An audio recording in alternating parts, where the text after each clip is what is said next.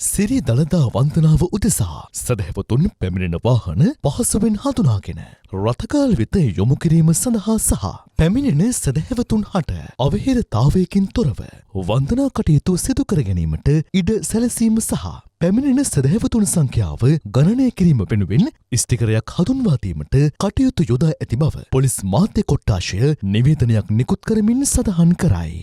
එම නිවේදනයේ දැක්වෙන්නේ සෑම පොලිස් වසමකම පිහිටුවා ඇති මහජන ආරක්ෂක කමිටු සම්බන්ධීකරණය කරගනිමින් සිරි දළදා වන්දනාව සඳහා පිටත්ව යන රථවාහන වෙත මෙම ස්ටිකරය නිකුත් කරන ලෙස දැනටමත් පොලිස් මූලස්ථානය මගින් සියලුම පොලිස් ස්ථානාධිපතිවරුන් දැනුම්මත් කර ඇති බවයි.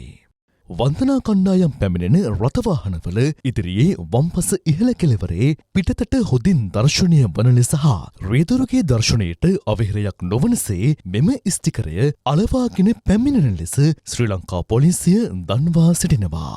කෙසේ වුවද සදහැවතුන්ගේ වන්දනා කටයුතු පහසුවීම සහ වාහන පහසුවෙන් හඳුනා ගැනීම සඳහා මෙම ස්ටිකරය හඳුන්වා දී ඇති අතර වන්දනාව සඳහා පැමිණෙන සදහැවතුන් රැගත් රථවාහනවල මෙම ස්ටිකරය ප්‍රදර්ශනය කිරීම අනිවාර්ය නොවන බවත් මෙම ස්ටිකරය නොමැති වූවද සදහැවතුන් වෙත සිරි දළදා වන්දනාව වෙත පැමිණීමේ හැකියාව ඇති බව ශ්‍රී ලංකා පොලිස් මාධ්‍ය කොට්ඨාශය විසින් නිකුත් කළ නිවේදනයේ වැඩිදුරටත් සඳහන් වේ.